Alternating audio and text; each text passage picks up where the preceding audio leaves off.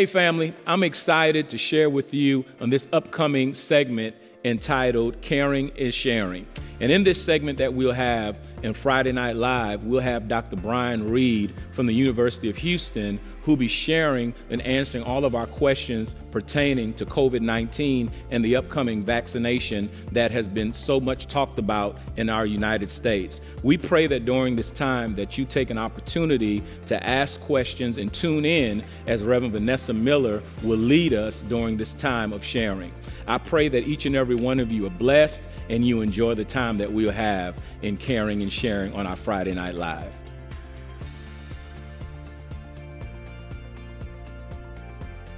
Good evening and welcome to Friday Night Live. My name is Vanessa Miller. Some of you know me as Reverend Miller, but in my other life, I am a registered nurse. I've been a registered nurse over 30 years, and I am the infection control professionalist. I have here with me tonight Dr. Brian Reed. He's a co-worker of mine, and Dr. Reed is the chair of clinical sciences at the University of Houston College of Medicine. Let's welcome Dr. Reed. Dr. Reed, we're so glad to have you tonight. Good evening. Thank you for having me.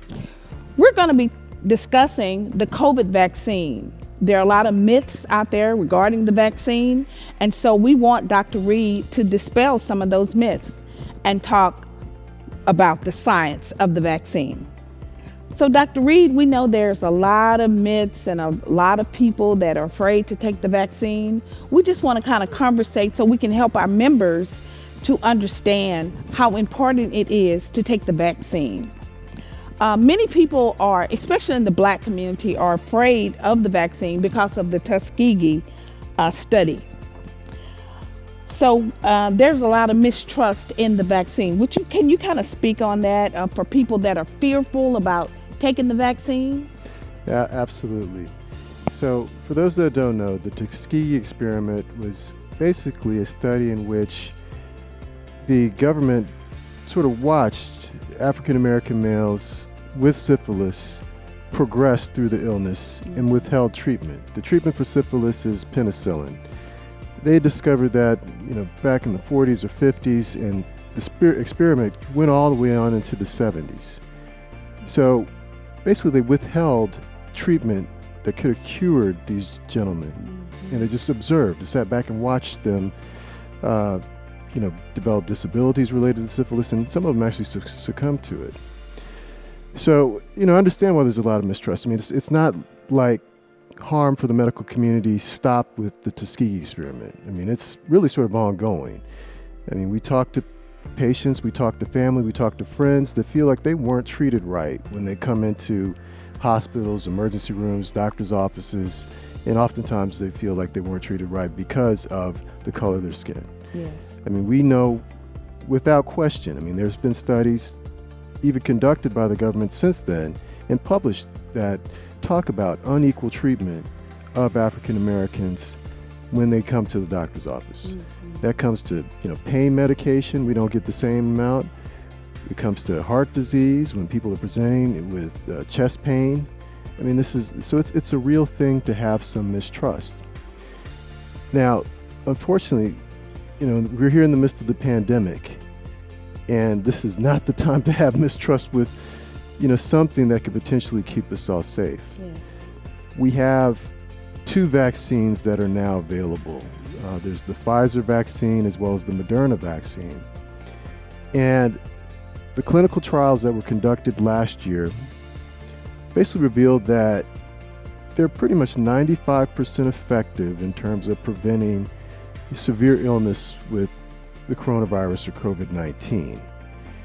So, here we have this opportunity to receive an immunization that could potentially prevent, a pretty severe infection. And, if we kind of keep ourselves out of the line or out of the queue to get that vaccine, it's almost like, the Tuskegee experiment in reverse, where there is, something that's been proven effective, but we're keeping ourselves from receiving that effective, at least method of prevention. Yes. We're at a point in battle against COVID to where we don't necessarily have, a cure. We don't have a pill or an antibiotic or an antiviral that we can give to somebody at, the doctor's office or in the hospital and guarantee that you're going to be okay. We know the majority of cases are mild, but I can't really tell, which among the crowd or which among the people with, good health or those with pre-existing conditions are going to wind up in the hospital and really have a rough ride with this illness. You never know. No. Yeah, because this virus, it affects people differently. So you never know. Absolutely. Yes, you Absolutely. never know. Yes. So, Dr. Reed, is there a difference between the Pfizer vaccine and the Moderna vaccine? Is one better than the other? Those two are pretty much the same. They're both what we call mRNA vaccines. They're pretty new in terms of the technology, but they've been under development for more than 10 years. People need to kind of keep in mind that coronaviruses aren't necessarily new. Oftentimes they're responsible for the common cold. And there's been concern about a pandemic or something spreading throughout the world for many years. If you think about SARS, which was mostly limited to South Asia, that was about 10 years ago.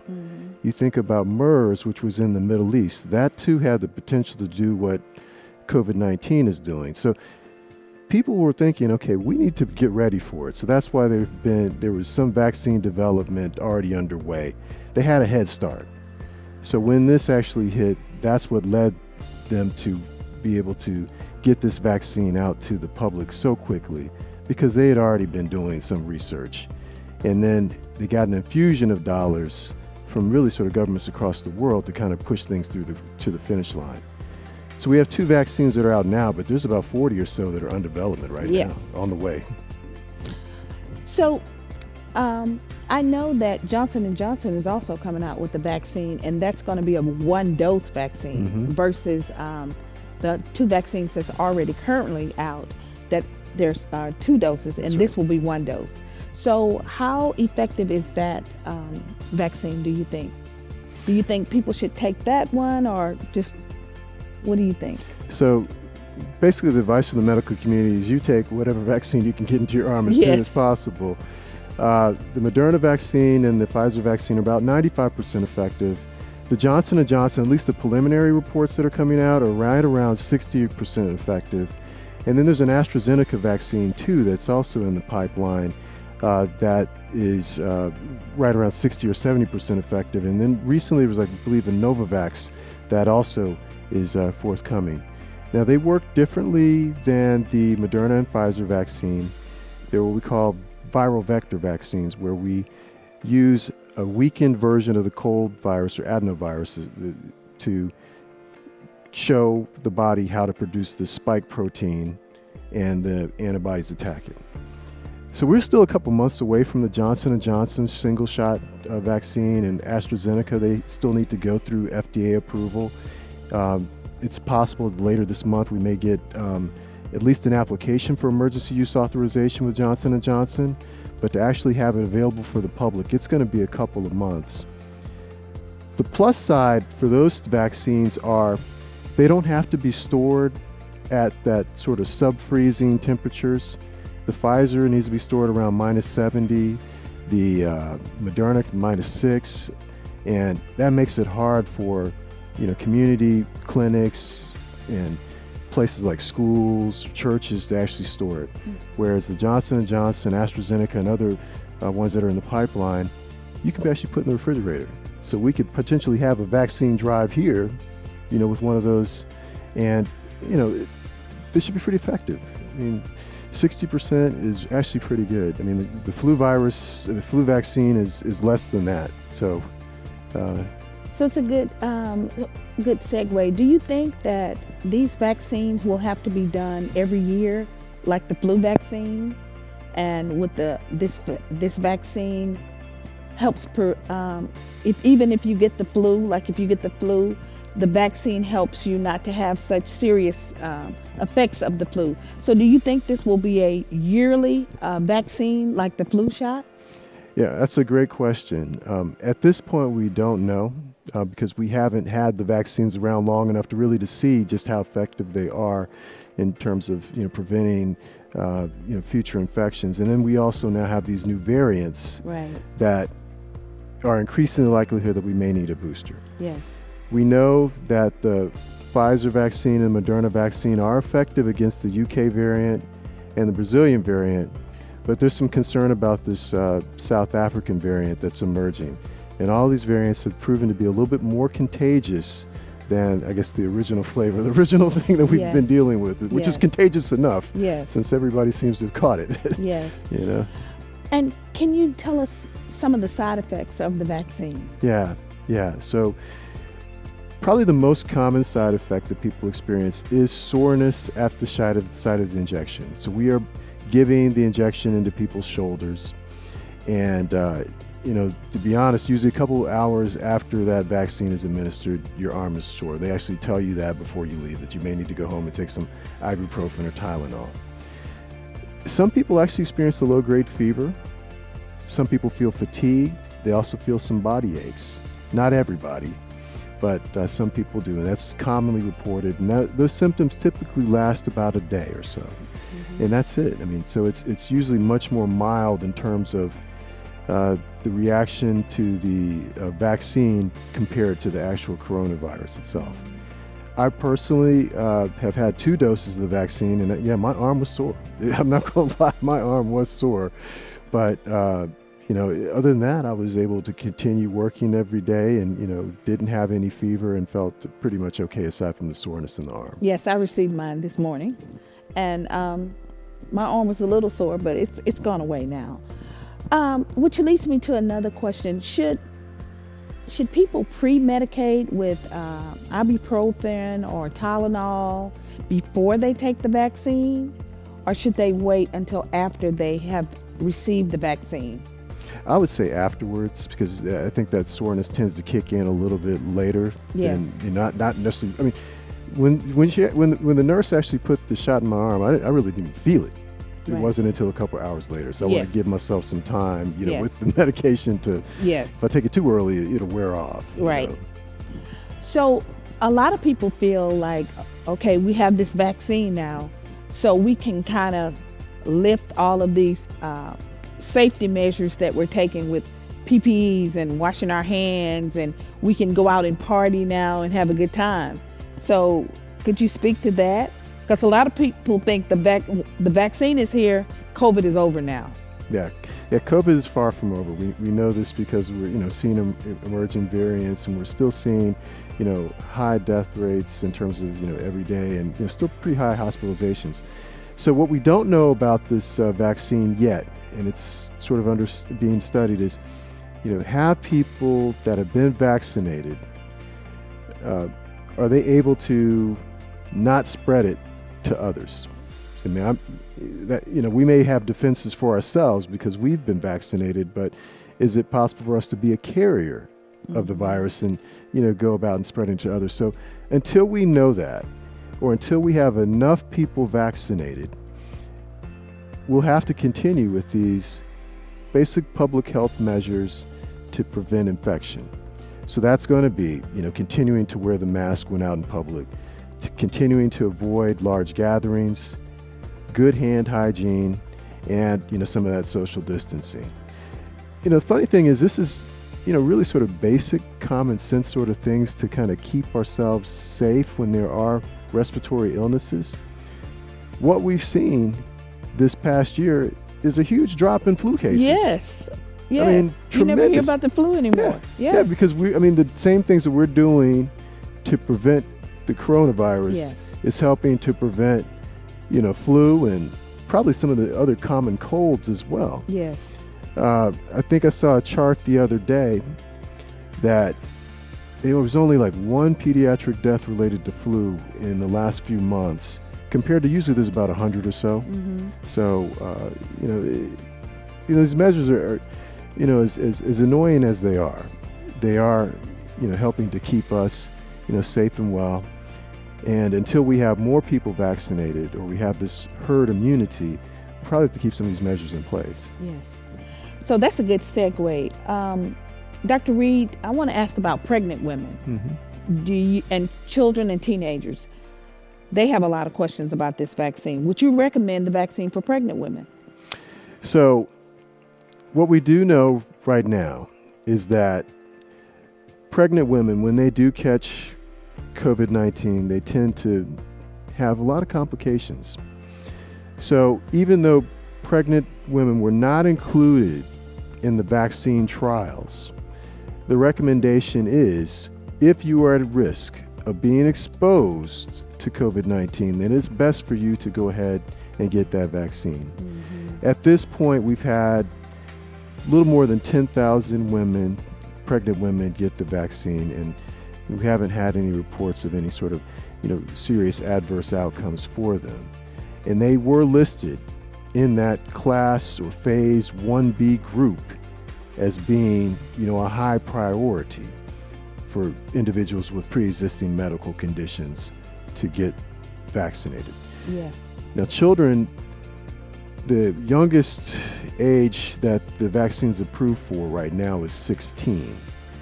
Now, they are going to start some trials on children, but right now it's not available for them. Okay. And that was going to be my next question. So thank you for answering that. Do you know when the vaccine will be available for children? Honestly, I do not know. I'm not sure what phase they're in or where they're at with these trials for the vaccine.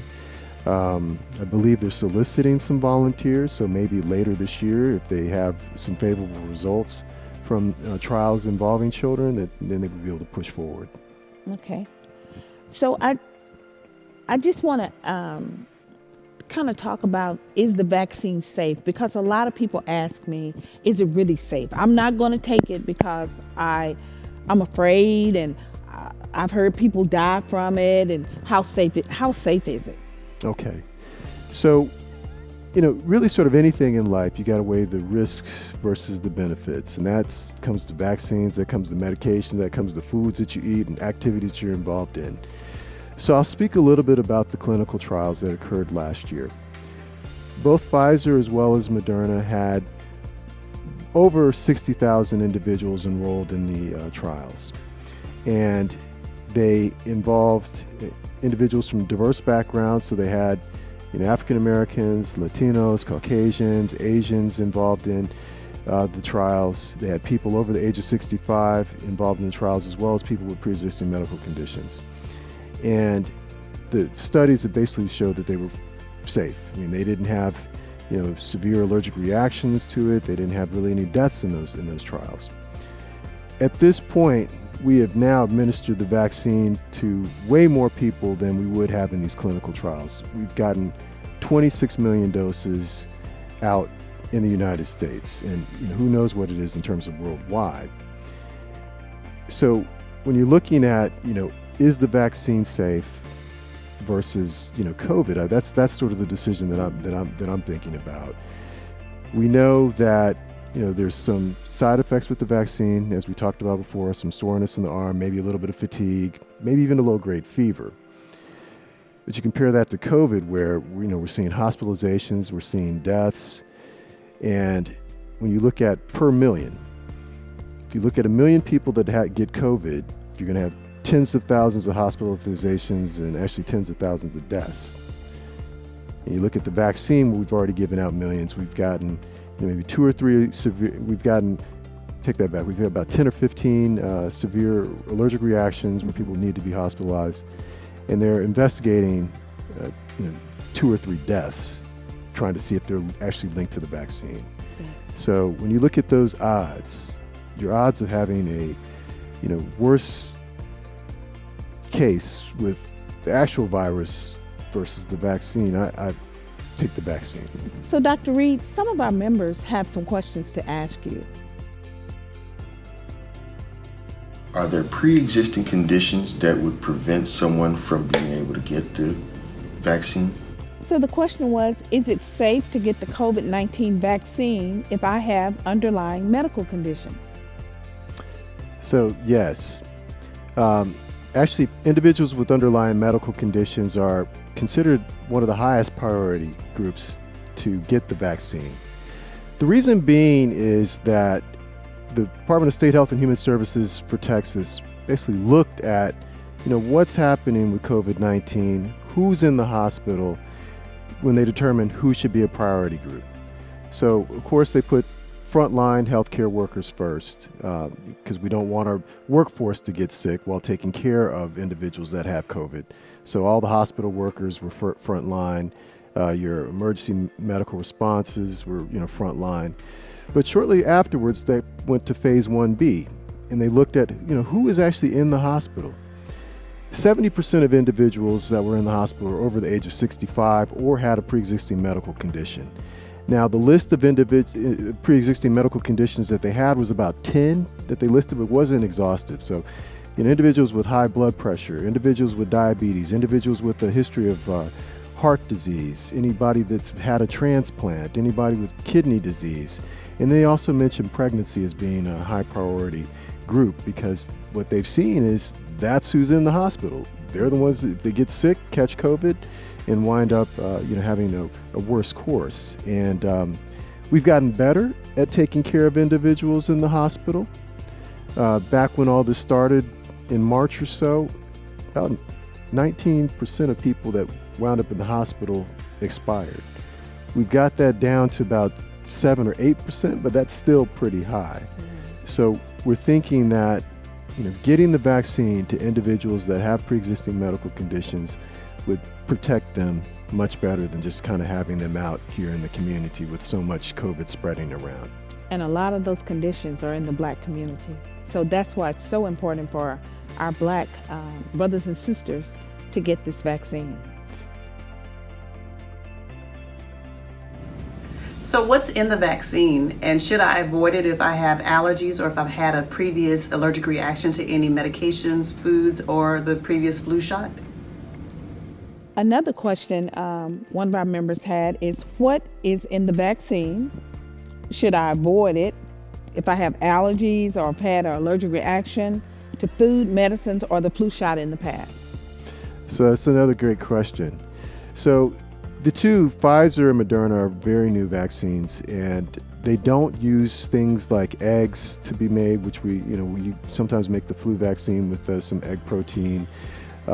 We don't have anything like peanuts in it or any sort of food allergies, so it's fairly safe. The only thing that they advise people to avoid it is if they've had what we call an anaphylactic reaction to a previous vaccine, to where they had facial swelling, lip swelling, and difficulty breathing after receiving a vaccine, or if they've had an allergy to what we call polyethylene glycol, because both of these two have some polyethylene glycol in the vaccines.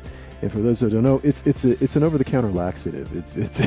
So if you had a bad reaction to this polyethylene glycol, then you need to stay away from at least the Pfizer and the Moderna vaccine. Now, there are some others in the pipeline that may work out better for you. So both of us have had the vaccine, and how can other individuals get access to this vaccine? And you already kind of talked about who's eligible to take the vaccine right now, which is the 65 and older and people with pre-existing conditions. So how can we get access to this vaccine? That's big now, because everybody's trying to get it. Yeah, it's a moving target. I mean, to be perfectly honest. So we now have vaccine hubs. The hub providers are some of the larger hospital groups like your Methodist, the Memorial Hermann, City of Houston Health Department, Harris County Public Health. There's a plan to have some of the local pharmacies, CVS and Walgreens, start to distribute the vaccine. So really, with the passing of each week, it looks like we're having more and more vaccine available. Some individual doctors' offices actually received some of the vaccine, and some of the fairly qualified health centers that are strategically placed in communities of color have received small amounts of the vaccine, and I imagine that will continue to grow. There's a website with the Texas Department of State Health and Human Services. So if you kind of Google COVID-19 vaccine Texas DSHS or Texas COVID-19 vaccine DSHS, you would be able to find out where the vaccine is available. You can type in your address and it'll have a little map with where the vaccine providers are, how much they received this week, do they have any for first dose, or are they completely out. So right now, I mean, it's a lot of work. A lot of the signing up is online. Many of my friends and family, they're recruiting others to help them, communicate, hey, so-and-so's signing up people, can you sign me up? So, right now I think it takes like a village approach to it. Yes. Where we've got to be looking out for one another. When there is vaccine available, share that with your network of friends so that they can sign up for it. Let your family members know. And if, somebody's not tech savvy or not on the internet, try to do that for them. Yes. It's a lot of seniors that are not computer literate. So try to help those seniors because they don't have computers. A lot of them don't. They don't have iPhones. So we as a community need to help each other. Yes. So Dr. Reed, is there anything else that we missed, do you think, that we could tell our members about this vaccine? Well, I think we've spent a lot of time talking about the vaccine. I think one thing we did miss was, we kind of touched upon just briefly, but who's had it the worst with the actual virus? And it has unfortunately the sort of the Black and brown communities. Yes. I think part of that is many of us are frontline workers. We don't have the option of necessarily working remotely. Many of us unfortunately have what we call pre-existing medical conditions. And if we don't have a usual place of care, that's also a challenge for us.